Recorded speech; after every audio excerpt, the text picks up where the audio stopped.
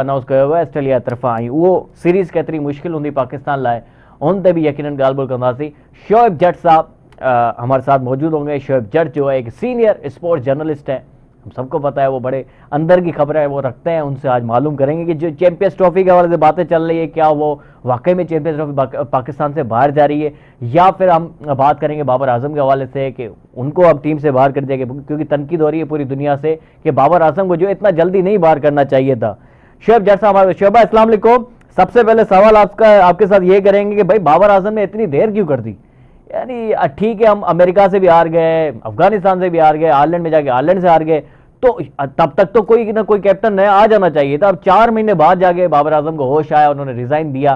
पहले तो ये बताएं क्या ये सही फैसला था बाबर आजम का, और जो है इतनी देर क्यों कर दी? अब पीसीबी किसको नया कप्तान बनाएगा व्हाइट बॉल का, ये भी बताया शोएब भाई।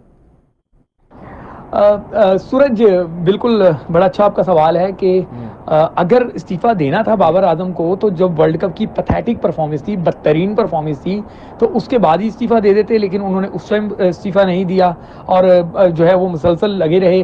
फिर जब कनेक्शन कैंप बुलवाया गया पीसीबी की जानिब से, उस टाइम भी उन्होंने रिजाइन नहीं किया, बल्कि उसकी प्रेस रिलीज भी आप निकालें तो उसमें लिखा हुआ था कि व्हाइट बॉल के कप्तान बाबर आजम। फिर 2 दिन के बाद जो है वो ये आधी रात को उन्होंने जो है ना वो इस्तीफे का अनाउंस कर दिया। जो जराए ये कहते हैं, जराए का ये कह रहे हैं कि बाबर आजम कप्तानी छोड़ने को तैयार ही नहीं थे। अच्छा। लेकिन जो उनकी डिमांड थी वो क्रिकेट बोर्ड मानने को तैयार नहीं था, ये जराए का दावा है। हाँ। और जिसके बाद जो है वो इनमें कुछ दिन के लिए डेडलॉक रहा, और फिर वो डेडलॉक के बाद जब उनको पता चल गया कि अब क्रिकेट बोर्ड को ये अनाउंसमेंट ना कर दे, तो उन्होंने उसके बाद जो है वो अनाउंस कर दिया। और फिर आपने देखा कि क्रिकेट बोर्ड ने भी अगले दिन कह दिया कि जी वो हो गया। और अगर आप बाबर आजम का वो पैगाम पढ़ेंगे तो वो उसमें कह रहे हैं कि जी मैंने लास्ट मंथ जो है वो अपना रेजिग्नेशन जो है वो पीसीबी को दे दिया था, और वो लास्ट मंथ का जिक्र कर रहे हैं। और उसी मंथ में वो प्रेस रिलीज आई थी जिसमें कहा गया था कि बाबर आजम व्हाइट बॉल के कप्तान हैं। तो देयर इज समथिंग जो अभी सारी चीजें लोगों के सामने